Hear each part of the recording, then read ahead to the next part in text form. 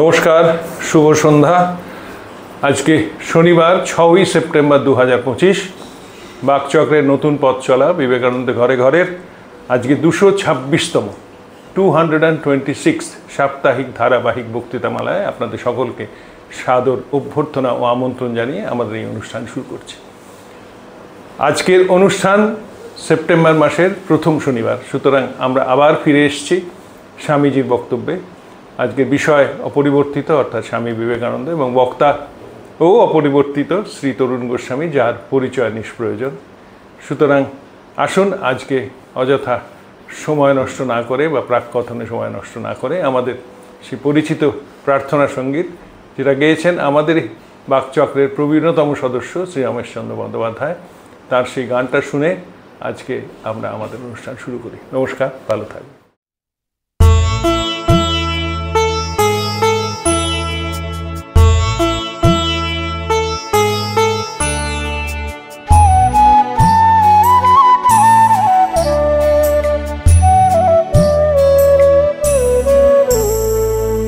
তোমারে করিয়াছি জীবনের ধ্রুবতারা, এ সমুদ্রে আরো কবু হব না গো পথহারা।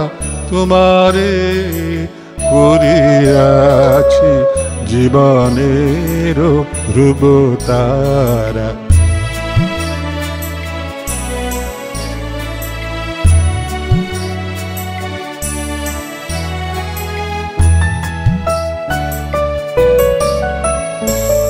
যেথায় আমি যাই না গো তুমি প্রকাশিত থাকো, যেথায় আমি যাই না গো তুমি প্রকাশিত থাকো।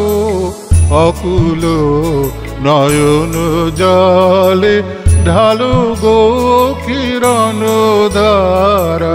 তোমারে করিয়াছি জীবনের ধ্রুবতারা।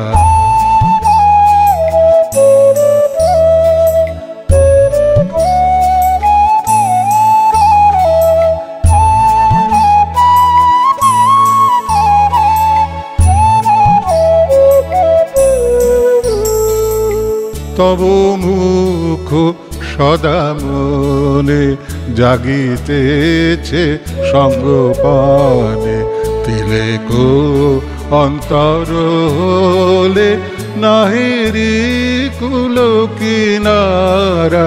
তব মুখ সদা মনে জাগিতেছে সঙ্গপানে, তিলেকো অন্তর হলে নাহেরি কুল কিনারা। কখনো বিপথে যদি ভ্রমিতে চাহে হৃদি, কখনো বিপথে যদি ভ্রমিতে চাহে হৃদি, অমনীয় মুখ হেরি শরমে যে হয় সারা।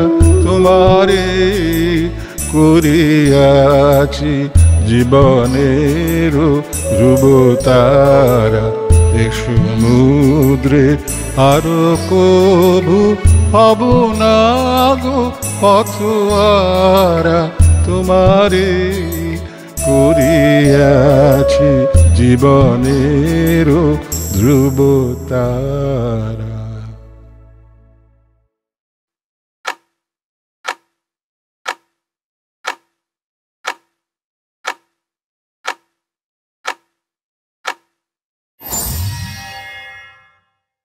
নমস্কার।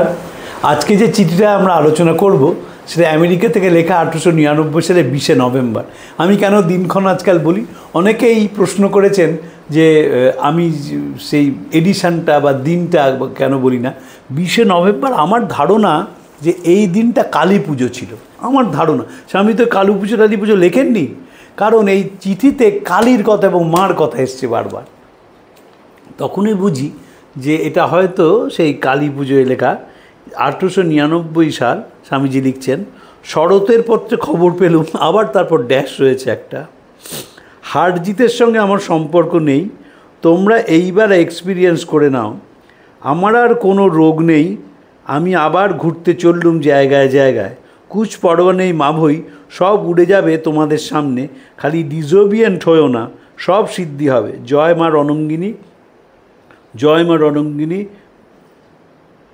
লিখেছেন।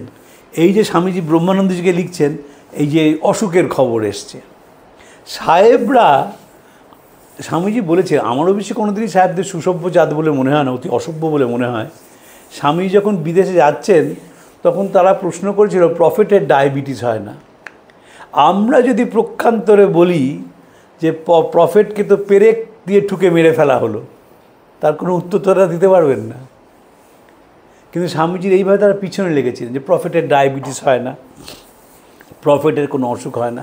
এই কথাটা ব্রহ্মানন্দজির কাছে এসে পড়ে স্বামীজি আমেরিকায় অসুস্থ হয়ে পড়েছেন। তাই বলছে আমার অসুখ টসুখ কিছুই নেই, আমি এখন চললুম, বেরিয়ে পড়লুম কালকে অন্যান্য জায়গায় ঘুরতে। এবং সেখানে বলছে ডিসওবিডিয়েন্ট যেন কখনো না হয়। স্বামীজির বারবার মনে হয়েছে এই ভারত সম্বন্ধে স্বামীজির একটি অসাধারণ মন্তব্য আছে। তিনি তো গোটা ভারতের একটা বিরাট অংশ ঘুরেছিলেন বলেছিলেন, এবং বাঙালিদের দেখেছিলেন। বলেছিলেন যেখানেই বাঙালি সেখানেই দলাদলি আর পাঁঠা বলি। আমেরিকাতে বহু বছর আগে একটা দুর্গাপুজো দিয়ে শুরু হয়েছিল, এখন প্রায় কলকাতার মতো পাড়ায় পাড়ায় দুর্গাপুজো শুরু হয়ে গেছে। আনফর্চুনেট। তো তাই বলছে তোমরা ডিসওবিডিয়েন্ট হয়েও না, কখনো হবে না। আনুগত্য, এইখানে একটা বড় কথা আছে। দেখো, 1899 মানে রামকৃষ্ণ মিশন তৈরি হয়ে গেছে 2 বছর আগে। সবাই তো সমবয়সী, সমবয়সীদের মধ্যে আনুগত্য আনাটা খুব কঠিন। বয়সে এগুলো তো অসুবিধা হতো না। যেমন স্বামীজি যদি ঠাকুর 1836 সালে জন্মেছেন, স্বামী যদি 1886 সালে জন্মাতেন, বা 1836 জন্মেছেন, স্বামী 1846 সালে জন্মাতেন, 1850 সালে জন্মাতেন, তাহলে অন্য কথা। স্বামীজি, স্বামী ব্রহ্মানন্দজি, স্বামী রামকৃষ্ণানন্দজি, স্বামী শারদানন্দজি, স্বামী যোগানন্দজি, স্বামী অখন, সব তো কাছাকাছি বয়স, স্বামী অভেদানন্দজি। ফলে এই সমবয়সীদের মধ্যে একজনকে মানা খুব কঠিন। তো ঠাকুর বলে গিয়েছিলেন স্বামীজিকে যে আমি যেমন, স্বামীজি বলতেন তিনি যেমন আমায় ভালোবাসেন, আমি যেমন তোদের ভালোবাসি, তোরাও সেইভাবে মানুষকে ভালোবাসবি। এবং ঠাকুর শরীর চলে যাওয়ার স্বামীজিকে বলেছিলেন যে খুব ভালোবাসা দিয়ে ওদের আটকে রাখবি, দেখবি কেউ যেন সংসারে ফিরে না যায়। এবং স্বামীজি তো সঙ্গ তৈরি করেছিলেন, তাই তার প্রথম কথা ছিল যেন ওবিডিয়েন্স না চলে যায়। আসলে কথা, ওই কাপুরুষত্বের চেয়ে পাপ নেই, কাপুরুষের উদ্ধার হয় না এ নিশ্চিত। আমার সব সায় ওইটি সয় না, ওইটি যে ছাড়বে না তার সঙ্গে আর আমার কোনো সম্পর্ক চলে কি? 1 ঘা খেয়ে 10 ঘা তীরে মারতে হবে, তবেই মানুষ। কাপুরুষ দয়ার আধার। স্বামীজি বারবার বলছেন যে কাপুরুষ মরে গেলে কৃমিকীট হয়ে জন্মায়, শত সাধনাতেও তার মুক্তি লাভ হয় না। তাই বলছেন আমি সব সহ্য করতে পারি, শুধু ওই কাপুরুষকে সহ্য করতে পারি না। এটা ভয়ের কথা। সাহেবরা কী করেছিল, আমাদের মধ্যে একটা আননোন ফিয়ার ঢুকিয়ে দিয়েছিল। এবং যদি ইতিহাসের চর্চা আমরা করি, দেখব সেই ফিয়ারটা দুভাবে এসছিল। এক হচ্ছে থ্রু এডুকেশান। আমাদের প্রত্যেক দিন বলা হতো শিক্ষার মধ্যে দিয়ে যে সাদারা আমাদের চেয়ে শ্রেষ্ঠ। আর 2 ঢুকিয়েছিল, সেটা হচ্ছে অ্যাডমিনিস্ট্রেটিভলি। কোনো গণ্ডগোল করলেই এমনভাবে অত্যাচার করা হতো যে মানুষ সেদিকে যেত না। একটা উদাহরণ দিচ্ছি। স্বামীজি যে বাড়িতে থাকতেন গৌরমোহন মুখার্জি স্ট্রিট, তার কাছে হচ্ছে বেথুন কলেজের পাশের গির্জা। সেই গির্জাতে মহেন্দ্রনাথের লেখায় আছে পাদ্রীরা সেই হিন্দু ধর্মের নানা সমালোচনা করতেন। যারা তার প্রতিবাদ করত তাদের পুলিশ নানাভাবে হেনস্থা করত, গ্রেপ্তার করে নিয়ে যেত এবং তাদের বাড়ির থেকে এমন চাপ আসতে শুরু করত যে তারা সমালোচনা করা ছেড়ে দিয়েছিলেন। এই যে দুভাবে ভয় দেখানো হতো। এই ভয় পেয়ে কী হলো, ভয় আমাদের ভেতরে একটা ভয়ের রাজত্ব, একটা ভয়ের স্বর্গরাজ্য তৈরি করেছিল। এবং তার থেকেই হলো হচ্ছে কাপুরুষ। বাঙালিকে ছোট করতে হবে, তাই সিডিশন কমিটি লিখলো যে বাঙালি হচ্ছে dhoti clad English speaking effeminate Bengali. কেন? ওই আবার সেই খাটো করে দেখানো হলো যে বাঙালি হচ্ছে মেয়েলি স্বভাবের মানুষ, তারা ধুতি পরে এবং ইংরেজিতে কথা বলতে পারে। স্বামীজিতের বিরুদ্ধে গিয়েছিলেন। স্বামীজির বিশ্বাস ছিল যে বাঙালিকে জাগিয়ে দিতে হবে, তাই জন্য বলেছিলেন বেলুড় মঠে দুর্গাপুজো হবে, এত পাঁঠা বলি দেবেন যে গঙ্গা লাল হয়ে যাবে, ওই লাল গঙ্গা থেকে বাঙালির ভেতরটা জেগে উঠবে। সারদামণি বললেন তোমরা সন্ন্যাসী, তোমরা তো বলি দিতে পারো না, তাই বেলুড় মঠে কোনো দিন কোনো বলি হলো না, এবং স্বামীজি তার থেকে সরে এলেন। জাগাতে হবে বাঙালিকে, জাগাতে হলে প্রথম তার ভয়টা কাটাতে হবে, তার কাপুরুষতা কাটাতে হবে। তাই বলছেন কাপুরুষ মরে গেলে কৃমিকীট হয়ে জন্মায়, শত সাধনাতেও তার মুক্তি হয় না, কাপুরুষ একই রকম থেকে যায়। এবং সবচেয়ে ভয় হচ্ছে অজানা ভয়, unknown fear is the worst thing, সব সময় ভয়। কামিনী রায় কবিতা লিখেছিলেন পাছে লোকে কিছু বলে। দ্বিজেন্দ্রলাল তার বিলেত ফেরতা কবিতার শেষে বলছেন আমরা বিলেত ফেরতা কটায় দেশে কংগ্রেস আদি ঘটাই, যদিও সাহেব মোদের দেবতা তবু সাহেবগুলোয় চটাই, মোরা সাহেব সঙ্গে পটি, স্পিচ দেই ইংরেজি খাঁটি, কিন্তু বিপদেতে দিই বাঙালির মতো চম্পট পরিপাটি।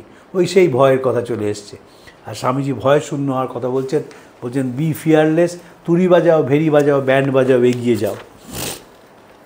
আমি আশীর্বাদ করছি আজ এই মহামায়ার দিনে, এই মহামায়ার দিনে বলেই মনে হচ্ছে আমার কালী পুজো ছিল সেদিন, সেটা আজ এই মহামায়ার দিনে এই রাত্রে মা তোমাদের হৃদয়ে নামুন, অনন্ত শক্তি তোমাদের বাহুতে আসুন, জয় কালী জয় কালী জয় কালী, মা নামবেন মার সর্ববিজয় বিশ্ববিজয়, মা মারছেন ভয় কি কাদের ভয়, গুরু জয় কালী জয় কালী। স্বামীজির একটা কবিতা আছে কালী দামাদার, সত্যেন্দ্রনাথ তার অনুবাদ করছেন, সত্যেন্দ্রনাথ দত্ত। সেই কবিতায় স্বামীজি লিখছেন কবিতার শেষে, পূজা তার সংগ্রাম অপার, সদা পরাজয় তাহানা ডরাক তোমা, চূর্ণ হোক জাত কুল মান, হৃদয় শ্মশান নাচুক তাহাতে শ্যামা। এই যে হৃদয় শ্মশান, শ্মশান মানে নন অ্যাটাচমেন্ট। ভারতবর্ষের দর্শনের মূল কথা হচ্ছে নন অ্যাটাচমেন্ট।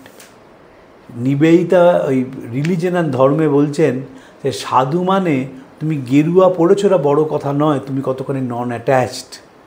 নিবেদিতা একটা জায়গায় লিখছেন যে to selflessness, the selfless man is a thunderbolt, এবং we should strive for selflessness, because once we have it we become tools in the hands of the gods. এই যে সেলফলেসনেস, নিজের প্রতি কিছু থাকবে না, আসক্তিহীন মানুষ, তারাই হচ্ছে বজ্রের মতো হয়ে যায়, নিবেদিতা লিখছেন। স্বামীজিও সেই কথাই লিখছেন। কিন্তু দেখুন স্বামীজি করে পরিষ্কার ভাষায় বলছেন, এই মহামারী এই রাত্রে তোমাদের মা হৃদয়ে নামুন, অনন্ত শক্তি তোমাদের বাহুতে আসুন। এই মা আসা মানে, আবার বলি, মাটা কে? আর দুদিন পরে তো পুজো হবে। মা মানে কি ফাটাকেষ্টর কালী? মা মানে কি হাজার হাতের কালী? মা মানে কি দক্ষিণেশ্বরের কালী? মা মানে ইনফিনিটি। শিষ্যকে স্বামীজি অর্থহীন ভাষায় বলছেন স্বামীর সংবাদে, তিনি যাকে কালী বলতেন আমার এই দেহে ঢুকে গেছে, আমায় থির হয়ে বসতে দেয় না, কাজ করিয়ে নিয়ে বেড়ায়। ইনফিনিটি যখন মানুষের মধ্যে ঢুকে যায়, সে নন অ্যাটাচড হতে বাধ্য। কারণ শ্রী ভগবান ইনফিনিটির সংজ্ঞা দিয়েছেন। ইনফিনিটি কে? মানে ইনফিনিটি মানে তো in context of time. Infinity সেই যাকে আগুনে পোড়াতে পারে না, জলে ভেজাতে পারে না, বাতাস শোকাতে পারে না, অসি ছেদন করতে পারে না। নৈনং চিন্দংতি শস্ত্রাণি, নৈনং দহতি পাবক, নচৈনং ক্লেদয়ং তাপ, নশো সহতি মারত। কখন হয় সেটা? যখন আপনি টু ফিল, রাসেলের ভাষায় to feel one with the stream of life. যখন এই স্ট্রিম অফ লাইফ, এই যে পৃথিবীতে যে বিরাট নদী চলেছে, যে প্রবাহমান নদী, যখন আমি নিজেকে সে নদীর অংশ ভাবি, to feel one with the stream of life, I discover myself. আমার ভেতর থেকে একটা অনন্ত শক্তি ফুটে বেরোয়। তাই স্বামীজি অনন্তের কথা বারবার বলছেন, যে অনন্তের কথা ভাবতে ভাবতে মানুষ অনন্ত হয়ে যায়। তখন সে বোঝে যে এই দেহটা আমার কিছু নয়, আমি আজ আছি কাল থাকবো না, কিন্তু আমার এই কাজ চলতেই থাকবে। আমার শরীর চলে গেলেও আমার চিন্তা, আমার ভাবনা, আমার আদর্শ কাজ করে যাবে। ধরুন আমরা যেই ঘরে বসে কথা বলছি, এই বাড়িটি প্রতিষ্ঠা করেন স্যার গুরুদাস বন্দ্যোপাধ্যায়। বিখ্যাত হাইকোর্টের জজ সাহেব, মহাপণ্ডিত এবং কলকাতা বিশ্ববিদ্যালয়ের প্রথম ভারতীয় উপাচার্য। তিনি তো আর এখানে নেই, তা তো কবে শরীর চলে গেছে, কিন্তু যখনই আমরা কথা বলছি তার আলোচনায় তিনি জীবন্ত হয়ে উঠছেন। আমরা না ভূত বলতে বুঝি ঘোস্ট, আমরা ভূত বলতে সাহেবী ভাষায় ভূত মানে তো ঘোস্ট, ইভিল স্পিরিট না, ভূত মানে হিস্ট্রি। এটা কিন্তু পরিষ্কার, ভূত মানে ইতিহাস। ইতিহাসের কথা আপনি যেই বলছেন ইতিহাসটা জীবন্ত হয়ে ওঠে। তাই জন্যে কর্মকে কোনো সময় দিয়ে বেঁধে রাখা যায় না। কর্ম যখনই আপনি বলবেন, যখনই কোনো মানুষ তার বাবা মার কথা বলছে যারা পৃথিবীতে নেই, তারা তো জীবন্ত হয়ে উঠছেন। জীবন্ত হওয়া মানে ইতিহাসকে আপনি সম্মান দিচ্ছেন। এই যে হিন্দুরা পিণ্ডদান করে, আমরা বুঝি না পিণ্ডদানের মানে কি। পিণ্ডদান মানে ইতিহাসকে ছোঁয়া। আমি শুধু আমার বাবা মা পূর্বপুরুষকে ছুঁচ্ছি তা নয়, আমি এই বিশেষ দিনে ইতিহাসকে স্মরণ করছি। যারা অগ্নিদগ্ধ হয়ে মারা গেছেন, যারা মাতৃগর্ভে মারা গেছেন, যারা যুদ্ধক্ষেত্রে মারা গেছেন, যারা বিধর্মী, তাদের সবাইকে স্মরণ করে আমি তাদের উদ্দেশ্যে এই পিণ্ডদান এবং জলদান করছি। তার মানে আই অ্যাম টাচিং হিস্ট্রি, আমি ইতিহাসকে ছুঁয়ে আছি। তো যখন আপনি নিজেকে অনন্ত ভাবছেন, তখন বুঝবেন আমার মৃত্যুও নেই, জন্মও নেই, আমি এই শরীরে এই রকম। বাসাংসি জীর্ণানি যথা বিহায়, আমরা তো প্রায় বলি যে দেখুন আমরা যেমন একটি দেহকে ত্যাগ করে আমরা যেমন একটি বস্ত্রকে ত্যাগ করে নববস্ত্র পরিধান করি, আমার দেহ একটি দেহকে ছেড়ে নতুন দেহ যায়। এর একটা এর থেকেও একটা ভালো শ্লোক আছে, দেহ নস্মিন যথা দেহে কৌমারং যৌবনং জরা। আমাদের দেহে যেমন কৌমার্য, যৌবন এবং জরা আসে, তাতে দেহির কোনো বিকার হয় না, তেমন মৃত্যু একটা বিকার। অসাধারণ শ্লোক এটা। আমার ওই বাসাংসি জিন্নানির থেকেও এই শ্লোকটাকে বেশি জোরালো বলে মনে হয়, যে দেহ নস্মিন যথা দেহে কৌমারং যৌবনং জরা। যেমন কেউ বলতে পারবে না যে আমার ঘড়ি ধরে কোন তারিখে কৌমার্য এলো, কোন তারিখে যৌবন এলো, কোন তারিখে আমি বৃদ্ধ হলাম এবং আমি যখন পৃথিবী ছাড়লাম তার তারিখটা কত। কিন্তু আমি অনন্ত বলেই আমার কোনো মৃত্যু নেই। আমার মৃত্যু যদি হতো আমাকে নিয়ে আলোচনা হতো না। আলোচনা হওয়া মানেই তো আমি জীবন্ত, আলোচনা হওয়া মানেই আমি জীবন্ত। আমরা এখানে বহুবার বসে, এই ঘরে বহুবার বসে স্যার গুরুদাস এবং তার 4 ছেলে নিয়ে আলোচনা করি। তারা সেই মুহূর্তে জীবন্ত হয়ে ওঠেন। তারা যদি অতীত হতেন তাহলে কেউ আলোচনা করতো না।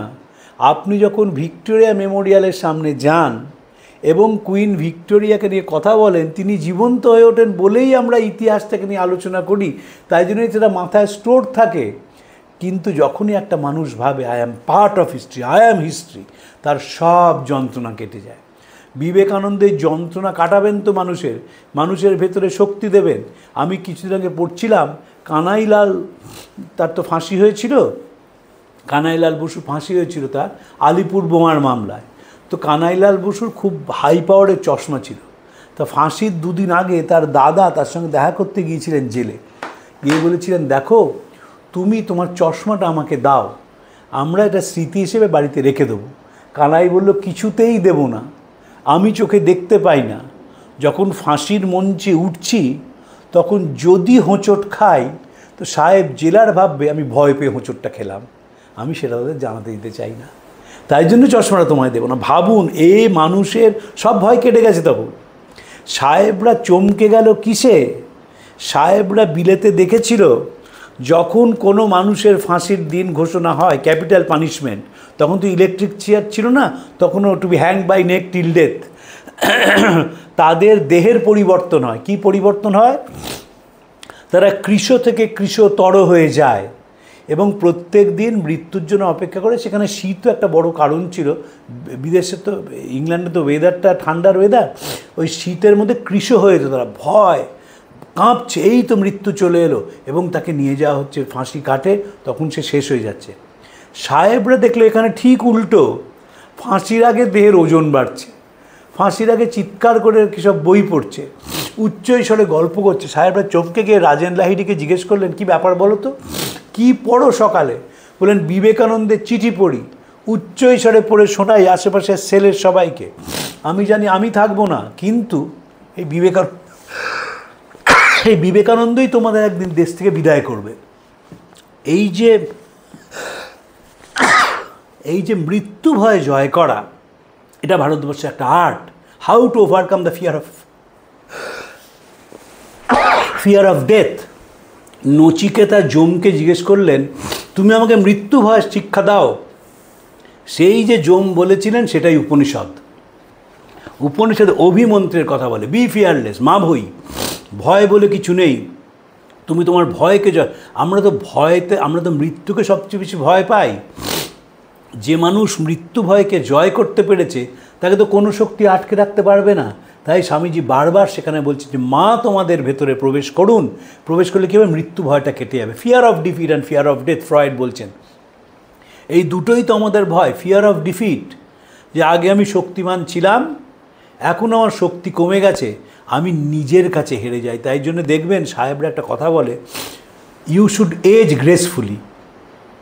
আপনি যদি ভাবেন যে আপনি 16 বছরের মতো ফুটবল খেলবেন আর পারবেন না, তাহলে ফুটবলটা স্মৃতিতে খেলতে হবে। এখন আর ফিজিক্যাল ওয়ার্ল্ডে ফুটবলের সম্ভব নয়। You should age gracefully. এই যে সময়ের পরিবর্তনটাকে যে আলিঙ্গন করতে পারে সে বেঁচে থাকে, আর যে মনে করে যে সময়ের পরিবর্তনটা আমি আলিঙ্গন করব না, সে অত্যন্ত দুঃখের মধ্যে দিন কাটায়। রবীন্দ্রনাথের ভাষায়, রইল যারা পিছুর টানে কাঁদবে তারা কাঁদবে। পিছুর টান, যে মানতে পারে না। আমার যিনি এক্সারসাইজের গুরু ছিলেন কমল ভান্ডারী, তার পাটা ছিল দেখবার মতন তার পা ছিল, সে পাটাই ভেঙে গেল, পাটা ছোট হয়ে গেল, খুঁড়িয়ে হাঁটতেন অর্থোপেডিক বুট পরে। তো তিনি এত আনন্দময় পুরুষ ছিলেন, উনি এই খোঁড়া পাটাকে গ্রেসফুলি নিয়েছিলেন। এবং আমাকে বলতেন, জানো তো আমার ভিড়ে যেতে খুব আমার চিন্তা হয়, আমার তো গায়ে খুব জোর, তাই আমার সঙ্গে ধাক্কা লেগে অন্য লোকে ছিটকে পড়ে যায়। তাই আমি খুঁড়িয়ে হাঁটি, কমলদা খুঁড়িয়ে হাঁটতেন ছিলেন, কিন্তু সেই অ্যাকসেপ্ট করেছিলেন চেঞ্জেসটা। বিবেকানন্দ অ্যাকসেপ্ট করেছিলেন, বলেছিলেন দেখ আমি না ওষুধদের গুরু হয়ে গেলাম, একটা চোখ তো চলে গেল ডায়াবেটিসে, তো শুক্রাচার্যের চোখ চলে গিয়েছিল, তাই বলেন দেখ আমার চোখটা চলে গেছে ডায়াবেটিসে। তো বারবার সে রসিকতা করতেন নিজেকে নিয়ে। তো কিন্তু অ্যাকসেপ্ট করে নিয়েছিলেন। এই যে জীবনটাকে অ্যাকসেপ্ট করা তখনই সম্ভব যখন আপনি ভাববেন আপনি ইনফিনিটের একটা অংশ। আমার এই দেহে পরিবর্তন হচ্ছে, কী আছে, আমি এই দেহটা একদিন ছেড়ে চলে যাব, এবং কর্মটা থাকবে। ধরুন একটা দিন আসবে যেদিন সুজিতদা, আমি বা পবিত্র কেউ থাকবো না, কিন্তু কোনো না কোনো রিসার্চার কোনো না কোনোভাবে খুঁজে বাকচক্র বের করে তার একটা লাইন নিজের রিসার্চের বইয়ে লিখবে বিবেকানন্দের ওপর। এইটা যদি মানেন তাহলে ওর কমিটমেন্ট গোজ আপ, যে আমি থাকবো না একদিন। আজকে ফ্রেডরিক ম্যাক্সমূলার আর নেই, কিন্তু যখনই কোনো রিসার্চার ম্যাক্সমূলারের বইটা খোলে, Ramakrishna his life and sayings, যখন দেখে সেখানে লেখা রয়েছে illiterate Ramakrishna in comparison to whom all our university professors are merely child, সঙ্গে সঙ্গে তার সেই মুহূর্তে তারা মনের পরিবর্তন হয়, কারণ সে সঙ্গে সঙ্গে অনন্তে পৌঁছে যায়। আপনি যখনই ঠাকুরমা স্বামীজি ধ্যান করবেন কোথায় পৌঁছান, আপনি অনন্তে পৌঁছান। তাই ঠাকুর হচ্ছে, মা কালী হচ্ছে অনন্তের রূপ। এইটি শ্রীরামকৃষ্ণ স্বামীজির মাথায় ঢুকিয়ে দিয়েছিলেন। আপনি ঈশ্বর দেখেছেন? হ্যাঁ দেখেছি, তোকেও দেখাতে পারি, কে তাকে দেখতে চায় বল। এই উত্তর কেউ দিতে পারেননি আজ অবধি, যে হ্যাঁ আমি ঈশ্বর দেখেছি বলে সরে যেতেন। তোকেও দেখাতে পারি, কোন ঈশ্বরকে তিনি দেখাবেন? মা কালীকে দেখাবেন না, মানুষকে দেখাবেন, যে ঈশ্বরকে কেউ দেখতে চায় না। আমরা অনেক খরচ করে, এই যেমন সেদিন আমি দেখছিলাম আমাদের রিলে দেখছিলাম যে একটা চাইনিজ গভর্নমেন্টের সঙ্গে আন্ডারস্ট্যান্ডিং হয়েছে, প্রত্যেক বছর 4 বার মানস যাওয়া যাবে, এবং সেখানে আপনি মানস সরোবরকে যে ছুঁচ্ছেন সেটা বড় কথা নয়, কত টাকা লাগবে প্যাকেজের কথা বারবার বলা হচ্ছে, 3.5 লাখ টাকা লাগবে, আপনি যেতে পারবেন ইত্যাদি ইত্যাদি ইত্যাদি। তো যখনই আপনি সেটাকে বলছেন যে আমি মানস সরোবরে যাচ্ছি, কি আছে সেখানে? কিছুই নেই, একটা নদী আছে, আর নদীর উৎপত্তি স্থল, কিন্তু সে নদী অনন্তের কথা বলে, যে আমি অনন্তকাল ধরে এখানে রয়েছি, আমি প্রবাহমান নদী বয়ে চলেছি। আপনি কখনো ঋষিকেশে গঙ্গার সামনে বসে ধ্যান করেন, মনটা 1 মিনিটের জন্য হলেও শান্ত হয়, এবং যে মুহূর্তে মনটা শান্ত হয়, যিনি ধ্যান করছেন তার মন অনন্তে গিয়ে থাকে। আমাদের সেই সৌভাগ্য হয়েছে, সামনে বিরাট পর্বত শ্রেণী, এবং সামনে গঙ্গা বয়ে চলেছে, ধ্যান করছেন। সে 1 মিনিটের জন্য যদি মনটা কখনো আটকে যায় অনন্তে, সঙ্গে সঙ্গে ইউ গেট রিজুভিনেটেড।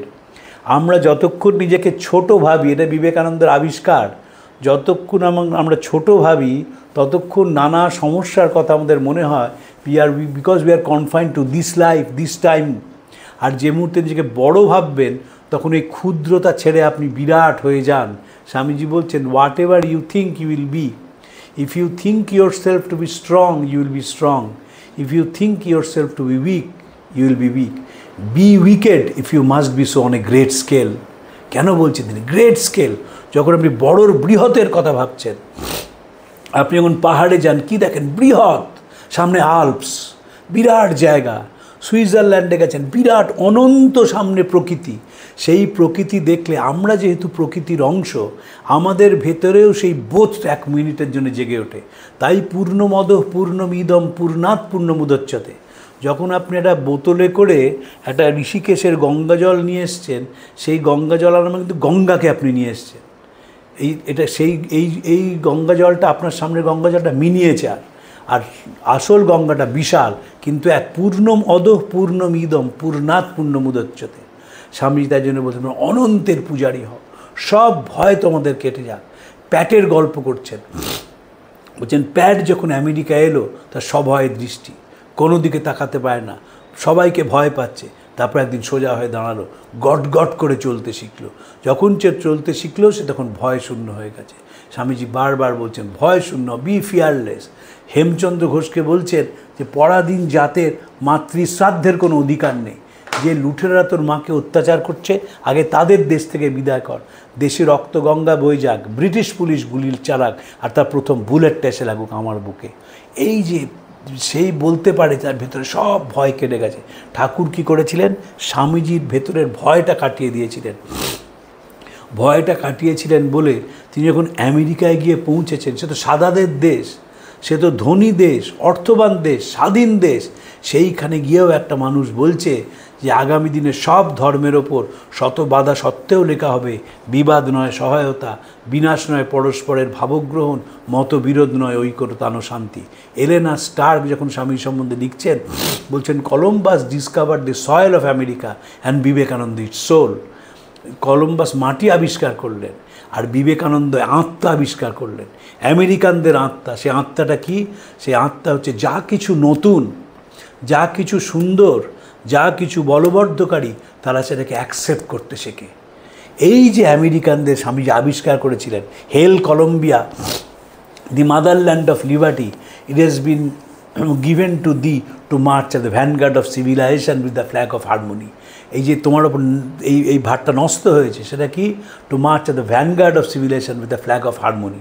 এবং সেখানে বলছেন it has been given to the who never dipped her hands in her neighbour's blood, who never found out that the shortest way of becoming rich was by robbing one's neighbors. তোমার উপরে নষ্ট রয়েছে যে অন্য লোকের হৃদয় কখনো সেখানে সে হাত দেয় না, সে চুরি করে না, কখনো কাউকে ঠকায় না, এবং সে মানবতার দিকে এগিয়ে যায় একটা সমন্বয়ের পতাকা হাতে নিয়ে। এটা অসাধারণ বক্তৃতা। পেপার অন হিন্দুইজমের শেষটা হচ্ছে এই বলে, hail Columbia the motherland of liberty, who never dipped her hands in her neighbour's blood, who never found out that the shortest way of becoming rich was by robbing one's neighbors. It has been given to thee to march at the vanguard of civilization with the flag of harmony. 30 বছরের একটা ছেলে, যদিও এটা লিখিত বক্তৃতা, কিন্তু কি অসাধারণ তার সহজ সরল ভাষায় অনন্তকে স্পর্শের চেষ্টা। যে মানুষ নিজেকে অনন্ত ভাবে, সে মানুষ সহজ সরল ভাষায় তার শক্তিকে প্রকাশ করে। দেখুন শ্রীরামকৃষ্ণ, তিনি যাকে ছুঁতেন তারা পাল্টে যেত। আমি সেদিন পড়ছিলাম এই চৈতন্য, তোমাদের আর কি বলি তোমাদের চৈতন্য, 1 জানুয়ারি 1886 সাল। আমরা জিনিসটাকে, দিনটাকে একেবারে আলোচনা করতে করতে একটা সাধারণ দিন করে ফেলেছি। ঠাকুর যেই ছুঁচ্ছেন, প্রত্যেকের ভেতরে পরিবর্তন হচ্ছে। This is to be noted. এই যে আমার ভেতরে অনন্ত শক্তি, যেই সেই শক্তিতে আমি কাউকে ছুঁচ্ছি, সে মানুষটা ভেতর থেকে তার সব ক্লীবতা, হীনমন্যতা, নীচতা, কাপুরুষতা চলে যাচ্ছে। যেদিন স্বামীজিকে ঠাকুর প্রথম শুলেন, স্বামীজি বললেন আমার যে বাড়িঘর বাবা মা আছে গো, কারণ তিনি তো অনন্ত দেখছেন, নিজেকে বিশাল দেখছেন। শ্রী ভগবান কি দেখলেন? বিশ্বরূপ দর্শন মানেটা কি? আমার ভেতরে যে অনন্ত শক্তি ছিল হঠাৎ সামনে ফ্ল্যাশ হয়ে গেল। আমরা তো সবসময় আমরা confined by time and space, তাই আমরা অনন্ত ভাবতে পারি না। শ্রী ভগবান তখন অর্জুনকে বলছেন, অজোপিসন নব্যয়াত্মা ভূতানাং ঈশ্বরপিসন প্রকৃতিং সমধিষ্ঠায় সম্ভবামি আত্মমায়। অজোপিসন নব্যয়াত্মা, আমি অনর অক্ষয় অব্যয় এবং প্রকৃতির সঙ্গে খেলা করে আমি এত বছর রয়েছি। তারপর বলছেন যদা যদা হি ধর্মস্য গ্লানির্ভবতি ভারত অভ্যুত্থানং অধর্মস্য তদাত্মানং সৃজাম্যহম। তার আগে বলছেন অজোপিসন নব্যয়াত্মা ভূতানাং ঈশ্বরপিসন প্রকৃতিং সমধিষ্ঠায় সম্ভবামি আত্মা। আমি এত বছর এই প্রকৃতির সঙ্গে লীলা করে আমি রয়েছি, আমার কোনো ক্ষয় নেই, আমি অনরক্ষয় অব্যয়। মানুষও তো তাই, সে অনরক্ষয় অব্যয়, সে কর্মের মধ্যে বেঁচে থাকে। এটাই তো বিবেকানন্দের নতুন কথা, যে ইউ লিভ বাই ওয়ার্ক। তোমার কর্ম তোমাকে বাঁচিয়ে রেখেছে। যখন তোমার শরীর থাকবে না তখন কর্মটা থেকে যাবে। এমন হইতে পারে যে আমি হয়তো বুঝিব এই দেহের বাইরে যাওয়া বা এই দেহকে জীর্ণ বস্ত্রের ন্যায় পরিত্যাগ করাই আমার পক্ষে হিতকর, কিন্তু আমি কোনো দিন কর্ম হইতে ক্ষান্ত হইব না। যতদিন না পৃথিবীর মানুষ ঈশ্বরের সহিত একত্ব অনুভব করিতেছে ততদিন আমি সর্বত্র মানুষের মনে প্রেরণা যোগাইতে থাকিব। এই অনন্তকে ছোঁয়ার ফল। তাই কালী পুজোর দিনে তিনি গুরু ভাইদের জন্য প্রার্থনা করছেন যে তোমরাও অনন্তকে ছোঁও। আমি আশীর্বাদ করছি, তোমাদের এক একজনের দাপটে ধরা কাঁপবে জয় কালী জয় কালী। আর ফরওয়ার্ড অনওয়ার্ড ফরওয়ার্ড অনওয়ার্ড ওরা গুরু জয় মা জয় কালী কালী কালী। রোগ শোক আপদ দুর্বলতা সব গেছে তোমাদের, মহাবিজয় মহালক্ষ্মী মহাশ্রী তোমাদের। এই যে সব ভয় তোমাদের কেটে গেছে, তোমরা এখন অনন্তের সন্তান। স্বামীজি ইন্সপায়ার করছেন, কালী পুজোর দিন লিখছেন যে তোমরা তোমাদের ভেতর থেকে তোমরা নতুনভাবে নিজেদের চেনো, আবিষ্কার করো এবং মহাশক্তিতে প্রতিষ্ঠিত হও। কালী তোমাদের আশীর্বাদ করুন। এবং বলছেন তোমাদের সব আপদ, তোমাদের সব দুর্বলতা, তোমাদের সব ভয় সব কেটে গেছে। স্বামীজি বারবার এই কথাটা লিখছেন, onward onward onward. I will tell you, চিঠি সম্বন্ধে লিখছেন, arise awake onward, I will tell you this, that whoever reads this letter will imbibe my spirit, have faith onward. এবার আপনি বলতে পারেন লোকটি তো ডায়াবেটিস ছিল, লোকটি তো ব্রঙ্কাইটিস ছিল, লোকটির তো কিডনি নষ্ট হয়ে গিয়েছিল, চোখ নষ্ট হয়ে গিয়েছিল, কিন্তু তিনি কর্ম থেকে ক্ষান্ত হননি। শেষ চিঠিতেও নিবেদিতাকে লিখছেন, এত কাজ করতে হয়, বুঝতে পারি না কেমন আছি, আর বুঝতেই যখন পারি না তখন ধরে নিতে হবে আমি ভালো আছি। তখন দুটো কিডনি নষ্ট হয়ে গেছে, একটা চোখ নষ্ট হয়ে গেছে, দুবার হার্ট অ্যাটাক হয়ে গেছে, পা ফুলছে, মৃত্যু দ্বারে করাঘাত করছে, তবুও তিনি কর্ম থেকে ক্ষান্ত হচ্ছেন না।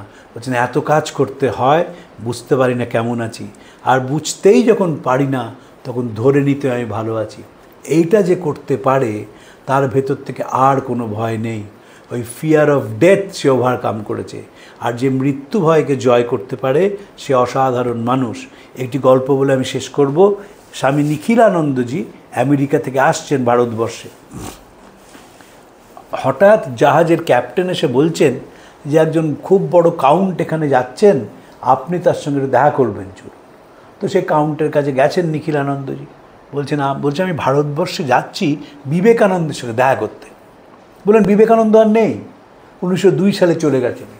তিনি যে সন্ন্যাস প্রতিষ্ঠান করেছেন, আমি সেই প্রতিষ্ঠানের একজন সন্ন্যাসী, আমি আমেরিকা থেকে দেশে যাচ্ছি। তখন সেই বৃদ্ধ কাউন্ট চুপ করে গেছেন স্বামীজির কথা শুনেই। তখন বলেছেন যে আমি দেখেছি তাকে, জানো? তো নিখিলানন্দজি বলছেন আপনি দেখেছেন? বলে হ্যাঁ। যখন দ্বিতীয়বার আমেরিকা থেকে চলে যাবেন তখন আমার বাবা মা সঙ্গে তারা গ্রুপ ফটো তোলা হয়, তো আমিও সেখানে রয়েছি। তখন আমার বাবা মা বলেন যে তুমি স্বামীজি আপনি কি আশীর্বাদ করুন ছোটো ছেলেটিকে। স্বামীজি কাছে রাখলেন, মাথায় হাত দিয়ে আশীর্বাদ করলেন, I shall give you love for death. শুনে আর বাবা মা খুব রেগে গেলেন যে আপনি এই ছেলেটি এখন বড় হবে, বিবাহ করবে, সংসার করবে, আর আপনি বলছেন আমি মৃত্যুকে ভালোবাসার মন্ত্র দিচ্ছি, love for death, I shall give you love for death. এরপরে যখন দ্বিতীয় বিশ্ব মহাযুদ্ধ হয়, তো প্রথম বিশ্ব মহাযুদ্ধ হয়, তখন আমি সেই ফ্রান্সের সৈনিক হই এবং জেনারেল হয়ে যাই। একদিন আমি আসছি গাড়ি করে, দেখি কতগুলো ফ্রান্সের যারা সৈনিক তারা গায়ে গোলা লেগেছে এবং তারা রাস্তায় কাতরাচ্ছে। সেই মুহূর্তে আমার একটা মৃত্যু ভয় আমাকে পেয়ে বসলো, যে এদের গায়ে গোলা লেগে তো এরা মৃত্যু পথযাত্রী, আমারও তো গায়ে এখন গোলা লাগতে পারে। দেখি স্বামীজি সামনে দাঁড়িয়ে রয়েছে এবং দাঁড়িয়ে বলছেন, I shall give you love for death. সেই ভয় কেটে গেল আমার। আহত সৈনিকদের আমি হাসপাতালে চলে গেলাম এবং এখনও যখনও ভয় পাই তখনই দেখি বিবেকানন্দ মূর্তি আমার সামনে এসে আমাকে প্রেরণা দিচ্ছে, আমার ভয়টা কাটিয়ে দিচ্ছে। নিখিলানন্দজি অবাক হয়ে গিয়েছিলেন এবং তিনি লিপিবদ্ধ করেছিলেন সেদিনের ঘটনাটা, ওই I shall give you love for death. বিবেকানন্দের এটাই আমাদের আশীর্বাদ আমাদের কাছে, যে মৃত্যু ভয় তোমাদের কেটে যাক। যখনই মৃত্যু ভয় তোমাদের নুব্জ করবে, যখনই মনের কোনো ভয় তোমাদের পেয়ে বসবে, সেই মুহূর্তে আমি সেখানে পৌঁছবো। আমি ডক্টর চেলিসেভের কথাটা একবার স্মরণ করিয়ে দিই। Like a Rocky cliff protecting a coastal valley from the effects of ill winds and waves, Vivekananda fought selflessly and courageously against the enemies of his motherland. Like the Indians, the Soviet people who already know some of the works of Vivekananda highly revered this great Indian humanist, patriot and democrat, and impassioned fighter for the better future of his people and all mankind. যেমন একটি বিরাট পাহাড় সমভূমিকে ঝড়ের থেকে রক্ষা করে, বিবেকানন্দ সেইভাবে নিঃস্বার্থ কাজের মধ্যে দিয়ে তার মাতৃভূমিকে বাঁচিয়েছিলেন এবং ভারতীয়দের সঙ্গে সোভিয়েতরাও তাকে সম্মান করে। And impassion fighter for the better future of his people and all mankind. আজকে এই অবধি থাক, পরের দিন আবার আমরা স্বামীজির আরেকটি চিঠি নিয়ে আলোচনা করব। প্রাণারাম প্রাণারাম প্রাণা